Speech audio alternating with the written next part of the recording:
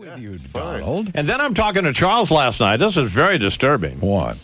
I'm talking to Charles last night about. I said, I saw some wild days, drugs and alcohol, and these 4 and 5 day binges, and chartering airplanes and flying all over the world. Now, I don't even know where I was, and it never occurred to me to pickaxe somebody to death.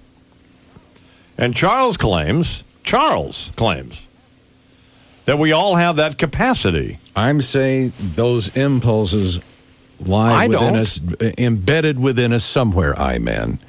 And that there are times, there are circumstances under which, in these horrible moments of these terribly passionate events, that something can go wrong and somebody can do something that they probably would later regret or maybe not regret.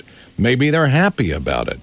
There are things that can happen. We see it all the time in post offices and what have you. Well, she claimed she had an orgasm every time she...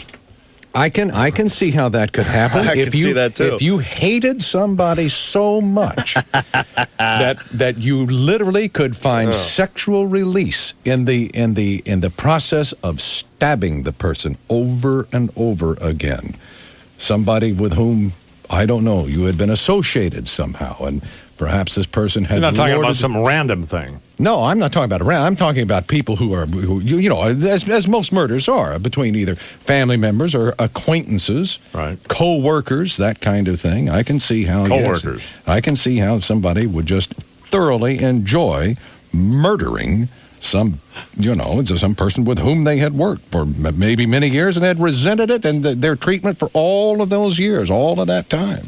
And something happens at some point, and they just snap, and say perhaps they know where a gun is hidden or something like that. A gun's hidden. Maybe like a hammerless Smith & Wesson 357 Magnum with a 2-inch barrel that might be hidden in the bastard's briefcase, loaded, with dum-dum loads and that kind of thing. Hollow points that leave a hole about the size of a tomato can and spray pink brains all over the back of the damn studio, for example, after 26 freaking years of listening to the bastards harangue. That kind of thing, for crying out loud. I can understand it. Yeah, I have an orgasm. Turn out the lights. The party's over.